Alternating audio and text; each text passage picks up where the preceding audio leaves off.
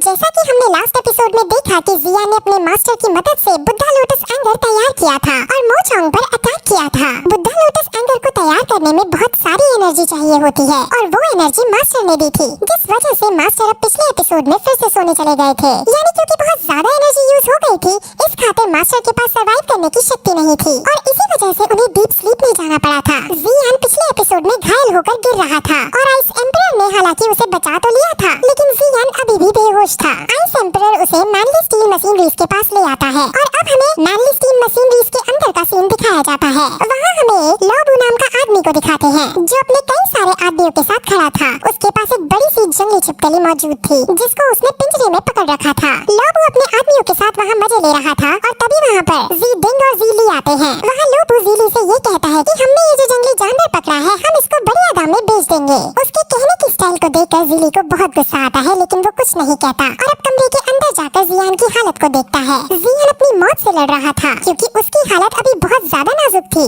5 दिन बीत चुके थे लेकिन जियान की हालत में कोई सुधार नहीं था, जिस वजह से उसके दोनों भाई बहुत चिंतित थे। वहीं अब वो जियान की हालत के बारे में बात कर ही रहे होते हैं कि तभी इविल लोबू मान से उस ड्रैगन छिपकली को पिंजरे से निकाल देता है और वहाँ तबाही मचाने लगता है। जीली और जी डिंग अब वहाँ आ पहुँचते हैं और लोबू की इस हरकत पर बहुत गुस्सा करते हैं, लेकिन अभी सबसे पहले उन्हें उस ड्रैगन लिजर्ड को शांत करना था। इसीलिए जीली अपनी शक्तियों का यूज करके ड्रैगन छिपकली से लड़ाई करता है और बहुत स्ट्रगल करने के बाद भी वो उसे काबू में नहीं ला पा रहा होता है और हार रहा होता है। अब वो लिजर्ड जीली को मारने ही वाली होती है कि तभी इविल लोबू वहाँ आकर लिजर्ड को मारकर अपनी शान उन सबको दिखाता है कि देखो मैं कितना पावरफुल हूँ। अब ये हरकत जीली और जी डिंग दोनों को पसंद नहीं आती और जीली को तो मन करता है कि इस लोबू को अभी मार डालूं, लेकिन जी डिंग अपने भाई को शांत कराता है। अब लोबू उन्हें टॉन्ट मारते हुए कहता है कि अब तो तुम्हारा भाई भी बिस्तर पर पड़ा है और मैंने सुना है वो कुछ ही दिनों का मेहमान है। वो बेसिकली उन दोनों भाइयों को चिढ़ा रहा है। वहीं अब हमें जियान को दिखाते हैं जो बिस्तर पर लेटा था। वो बेहोशी की हालत में एक सपना देखता है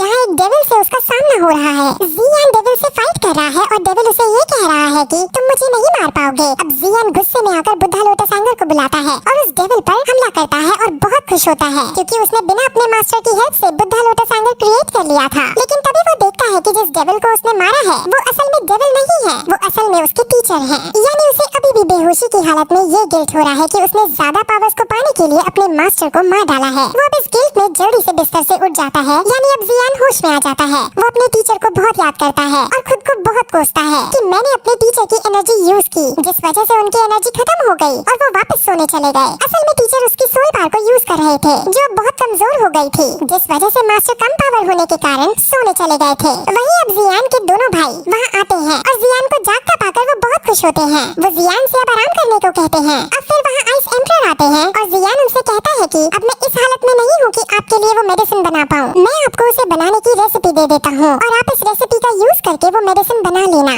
जियान उनसे ये भी कहता है कि मेरी सोल पावर बहुत कम हो गई है, इसीलिए अब मैं आपकी कोई मदद नहीं कर पाऊंगा। वहीं आइस एम्परर उसकी कंडीशन पर दुखी तो होता है, लेकिन वो उसे समझाता है कि तुम्हारी सोल पावर फिर से रिकवर हो सकती है। मैं उस मेडिसिन को जानता हूँ जिससे तुम ठीक हो सकते हो, लेकिन उस मेडिसिन को बनाने के इंग्रेडिएंट्स हमें सिर्फ मित्तल ऑक्शन हाउस के हेडक्वार्टर के अंदर ही मिल सकते हैं। अब जियान अपनी सोल पावर को बढ़ाकर फिर से अपने मास्टर को जिंदा करना चाहता था, इसीलिए वो एक्साइटेड होकर उनसे अब सीधे वही चलने को कहता है ताकि वहाँ जाकर उसे इंग्रेडिएंट्स मिल सके और वो अपनी सोल पावर को बढ़ाकर अपने मास्टर को फिर से जगा सके। वहीं अब आइस एम्परर कमरे से बाहर आते हैं जो जीली और जी डिंग को लोबू के बारे में बात करते हुए देखते हैं। जीली और जी डिंग लोबू से परेशान थे और वो नहीं चाहते थे कि जियान की जागने की खबर उन तक पहुँचे, इसीलिए वो आइस एम्परर से जियान के जागने की बात किसी को भी बताने के लिए मना कर देते हैं। वहीं जियान अपने कमरे के अंदर बैठा था। वो क्वीन मेडुसा को देखता है जो स्नेक फॉर्म में थी। असल में वो स्नेक फॉर्म क्वीन मेडुसा का सिर्फ एक अंश था और वो अंश ये भूल चुका था कि वो क्वीन मेडुसा है। अब जियान की बॉडी काफी घायल थी, इसीलिए वो ग्रीन लोटस फायर पिल को खाकर खुद को रिकवर करने की कोशिश करता है, लेकिन उस पिल को खाने से नॉर्मल से ज्यादा एनर्जी प्रोड्यूस होने लगती है। अब एक्स्ट्रा एनर्जी को उसे अपनी बॉडी से बाहर निकालना था, इसीलिए वो एनर्जी को बाहर निकालने के लिए क्वीन मेडुसा जो स्नेक बनी हुई थी उनको उठाकर उनके मुंह में अपनी उंगली देकर एनर्जी को रिलीज करने लगता है। वो एनर्जी स्नेक को काफी पसंद आती है और स्नेक उस एनर्जी को खाता ही रहता है और तभी हम देखते हैं कि वो स्नेक एनर्जी खाने की वजह से क्वीन मेडुसा में कन्वर्ट हो जाती है, यानी अब वो असली क्वीन मेडुसा बन जाती है। वहीं दूसरी तरफ हमें नयन रैन को दिखाते हैं जो अपने क्लैन में वापस लौट आई है। उसकी क्लैन का नाम यूलान सेक्ट है। उसके पास उसकी टीचर यूजी भी खड़ी है। जी हाँ, यूजी वही है जो जियान की प्रेमिका है और वो असल में नयन रैन की मास्टर उसकी टीचर भी है। नयन रैन अपने क्लैन लीडर को सब बात बताती है कि मो चोंग की बर्थडे पार्टी में क्या क्या हुआ और मो चोंग की असलियत क्या है। क्लैन लीडर जब उसे ये पूछती है कि वो दोनों अनजान शख्स जिन्होंने उसकी असलियत सामने लाई वो कौन थे, तब नयन रैन कहती है कि उन्होंने अपना चेहरा छुपाया हुआ था जिस वजह से हम उन्हें नहीं देख पाए। वहीं जियान जिसकी गोद में अब क्वीन मेडुसा बैठी है वो अब जियान की और पार खींचने लगती है। जियान तुरंत उसे अपने से दूर करता है और उसे धमकी देता है कि अगर तुमने मेरी पावर खींचने की कोशिश की तो तुम्हारे लिए अच्छा नहीं होगा। क्वीन मेडुसा को उसकी धमकी से डर नहीं लगता क्योंकि असल में वो जानती है कि जियान शक्तिशाली है, लेकिन क्वीन मेडुसा को हराना बच्चों का खेल नहीं। क्वीन मेडुसा के मन में जियान के खिलाफ गुस्सा था क्योंकि जियान की वजह से उसका टेंपल तहस नहस हो गया था। क्वीन मेडुसा अभी अपनी फुल स्ट्रेंथ में नहीं होती, इसलिए वो जियान से अब फाइट तो नहीं करती, लेकिन उसे ये जरूर कह देती है कि जब मैं अपनी फुल स्ट्रेंथ में आ जाऊंगी तब मैं तुम्हें मार डालूंगी। अब ग्रीन लोटस पिल का इफेक्ट खत्म होने लगता है और क्वीन मेडुसा फिर से स्नेक फॉर्म में आ जाती है और फिर से सब कुछ भूलकर पहले जैसी हो जाती है। वहीं बाहर इविल लोबू के आदमी फिर से ज़ीली और ज़ीबिंग के सामने आते हैं और उन दोनों का मजाक उड़ाने लगते हैं। अब ज़ीली को सच में गुस्सा आ जाता है और तभी इविल लोबू भी वहाँ आ पहुँचता है। अब माहौल ऐसा बन चुका था कि जंग हुए बिना रहा नहीं जाता, इसलिए ज़ीबिंग अब लड़ने की इजाजत दे देता है और अब दोनों भाई ज़ीली और ज़ीबिंग मिलकर लोबू पर हमला करते हैं। लेकिन लोबू बहुत ज्यादा शक्तिशाली था और वो उसको हरा नहीं पा रहे थे। उनमें काफी देर तक स्ट्रगल होता है और एट लास्ट लोबू ज़ीली को जान से मारने ही वाला होता है कि तभी वहाँ जियाना पहुँचता है और अपने भाई को बचा लेता है। अब उसे भी लोबू पर बहुत गुस्सा आ रहा था और वो अब इस बार फिर से बुद्धा लोटस एंगर को यूज करता है। अब ये देखकर आइस एम्परर बहुत ज्यादा डर जाता है क्योंकि पिछली बार जियान इस पावर को संभाल नहीं पाया था और 5 दिन तक बेहोश रहा था, लेकिन जियान अब इस पावर का फिर से यूज कर देता है और इस बार वो इस पावर को इस फ्लेम को कंट्रोल करने में कामयाब हो जाता है और इस पावर से लोबू बुरी तरह से हार जाता है। अब जियान गुस्से में आगे बढ़ता है और उसको जान से खत्म करने लगता है, लेकिन ज़ीबिंग उसे रोकता है और कहता है कि मशीनरीज के कुछ अपने नियम हैं, उन्हीं नियम के अकॉर्डिंग इसको सजा दी जाएगी। अब जियान फिर बार में जाकर ड्रिंक पीता है क्योंकि उसे अपने मास्टर की बहुत याद आ रही थी। वहीं अब आइस एम्परर उसे मिलने आते हैं जहाँ जियान उनसे अब और ज्यादा देर न करने की कहकर जल्द से जल्द मिल्टन ऑक्शन में चलने को कहता है ताकि वो उन इंग्रेडिएंट्स को प्राप्त कर सके जो उसकी सोल पावर को बढ़ा सके। वहीं अब उस बार में आइस एम्परर के जाने के बाद जियान के दोनों भाई आते हैं जो जियान को डिप्रेस हालत में देखते हैं। उसके भाई उसके पास जाकर उसे खुश करने के लिए अपनी पुरानी बातों को बताने लगते हैं और उसके साथ एंजॉय करते हैं, जिससे जियान को काफी अच्छा लगता है। अब फिर से हमें यू लैंड सेट को दिखाते हैं जहाँ यूजी नयन राणा को मार्शल आर्ट्स की ट्रेनिंग करा रही थी। नयन रैन बहुत अच्छे से ट्रेनिंग कर रही थी और उसके पास भी कई सारी एबिलिटीज थी। यूजी हालांकि उसको ट्रेनिंग करा रही थी, लेकिन वो जियान के बारे में ही सोच रही थी। अब ट्रेनिंग खत्म करके नयन रैन यूजी के पास आती है और उसे कहती है कि आप दुखी लग रही हैं, ऐसा क्यों? जिस पर यूजी कहती है कि अब कुछ ही दिनों में तुम्हारा और जी फैमिली के वंशज का मैच होने वाला है, उसी को लेकर बस थोड़ी चिंता है। जिस पर अब नयन रैन भी ये कहती है कि 3 ईयर एग्रीमेंट की चिंता मुझे भी है और फिर यूजी को वो ये भी बताती है कि कल उसको उसके डैड का लेटर आया था। असल में नयन रैन के ग्रैंडपा के शरीर के अंदर पॉइजन मौजूद है जो कि शरीर से बाहर नहीं निकल पा रहा है। उनकी कंडीशन बिगड़ती जा रही है और ये सब इसलिए हो रहा है क्योंकि 3 साल पहले नयन रैन ने उस मैरिज को तोड़ दिया था और तब गुस्से में आकर उसके ग्रैंडपा गलती से पॉइजन को खा बैठे। नयन रैन उनकी इस हालत का जिम्मेदार खुद को मानती है, लेकिन यूजी अब उसे शांत करती है और कहती है कि तुम चिंता मत करो, मैं गुहे से मिलूंगी और उनसे तुम्हारे ग्रैंडपा को दिखवाऊंगी और उनके पास कोई ना कोई इलाज जरूर होगा। गुहे वही है जो यूजी के साथ क्वीन मेडुसा के टेंपल में आया था। गुहे एक एल्केमिस्ट है जो कई बीमारियों का उपचार जानता है। वहीं जियान अब अपने भाइयों से अलविदा लेता है और आइस एम्परर के साथ मिल्टन ऑक्शन हाउस के हेडक्वार्टर में जाने लगता है। वहाँ रास्ते में वो एयरप्लेन की सवारी करते हैं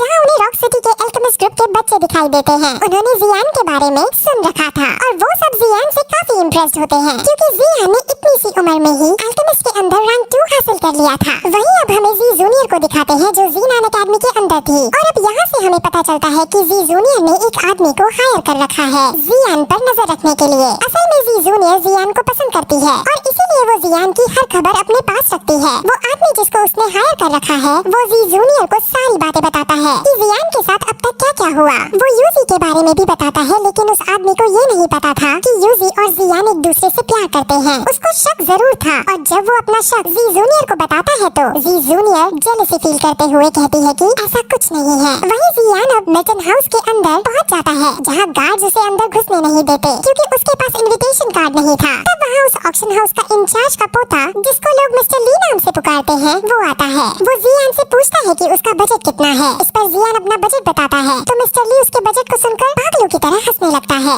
क्योंकि उसका बजट बहुत कम था। वो जियान का बहुत मजाक उड़ाते हैं, लेकिन जियान भी बड़े स्टाइल में उसे एक कुत्ता बोल देता है, जिस पर मिस्टर ली बहुत गुस्सा होता है और वो उस पर अटैक करने लगता है कि वहाँ याफी आती है। याफी और जियान पहले से ही एक दूसरे को जानते थे और अब याफी जियान को देखकर खुश होती है और उससे बातें करती है। जियान कहता है कि मैं तुमसे प्राइवेट में कुछ बात करना चाहता हूँ, जिस पर याफी उसे अंदर ले जाने लगती है। मिस्टर ली इस बात से बहुत चिढ़ जाता है क्योंकि याफी वहाँ सबसे सुंदर लड़की थी और वो याफी पर गंदी नजर भी रखता था और याफी जियान का हाथ पकड़कर उसे अपने साथ ले जा रही थी और मिस्टर ली को बिल्कुल भी सहन नहीं होता, जिस वजह से वो याफी को गंदा गंदा बोलने लगता है। अब पहले तो जियान और याफी उसको सहन करते हैं, लेकिन जब मिस्टर ली अपनी लिमिट्स को क्रॉस करता है तो जियान तुरंत अपनी पावर्स का यूज कर उस पर अटैक करता है और उसको पीट डालता है। अब याफी मिस्टर ली की हालत को देखकर हंस पड़ती है और मिस्टर ली को इससे और ज्यादा गुस्सा आ जाता है। अब याफी आइस एम्परर और जियान को एक कमरे में लेकर जाती है, जहाँ जियान अब सबसे पहले उससे यही पूछता है कि तुम यहाँ पर कब से इतना सब झेल रही हो, जिस पर याफी उसे बताती है कि असल में उस आदमी का नाम लीली है और उसके ग्रैंडफादर इस ऑक्शन हाउस के इंचार्ज है। मिस्टर ली अपने ग्रैंडफादर के दम पर ही इतना उछलता है और मुझ पर गंदी नजर रखता है,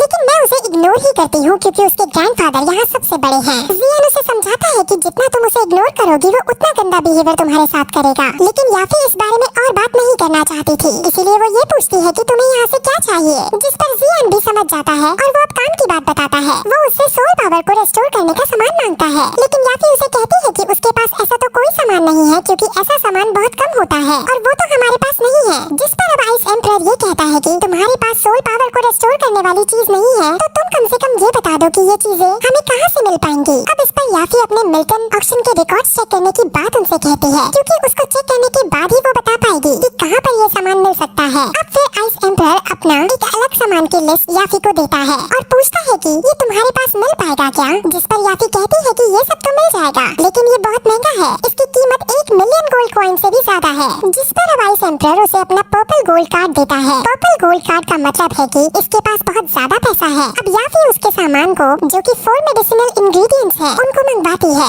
याफी आइस एम्परर को अब ये भी बताती है कि आपके पास क्योंकि पर्पल गोल्ड कार्ड है, इसलिए हमारी तरफ से आपको 30% डिस्काउंट भी मिलेगा। वहीं अब मिस्टर ली एल्डर ली के साथ आ पहुँचते हैं और उनसे कहते हैं कि जो सामान तुम मांग रहे हो वो हमने किसी और को देने का वादा कर रखा है, जिस पर याफी कहती है कि रिकॉर्ड्स में तो कोई नहीं है ऐसा जिसको आपने इसको देने का वादा करा हो। आप इन दोनों कस्टमर से क्यों पंगा ले रहे हो, ये बहुत बड़े कस्टमर्स हैं जिनसे हमें बहुत फायदा होगा। लेकिन उसकी इस बात को इग्नोर मारते हुए मिस्टर ली जियान को देखते हैं और कहते हैं कि इसी ने मुझ पर अटैक किया था और याफी ने इसका साथ दिया था। अब ये सुनकर एल्डर ली याफी से कहते हैं कि अब अगले बार मीटिंग बिठाई जाएगी जिसके अंदर तुम्हें यहाँ से निकाल दिया जाएगा। अब एल्डर ली आइस एम्परर को देखते हैं और उसे देखते ही समझ जाते हैं कि ये आदमी आइस एम्परर है और अगर इससे पंगा लिया तो हमें बर्बाद करके रख देगा। अब वो अपने कदम पीछे हटाने लगते हैं, लेकिन अभी तक उसने बहुत बदतमीजी कर ली थी, जिस वजह से आइस एम्परर एक अटैक करके उसे मजा तो चखा ही देते हैं। मार खाते ही उसे ये पता चल जाता है कि ये डॉग लेवल के हैं। अब एल्डर ली तुरंत डर कर उनका इंग्रेडिएंट्स लाता है और उन्हें दे देता है और वहाँ से चला जाता है। अब याफी उनके पास आती है और क्योंकि उसे ये पता चल जाता है कि ये डॉग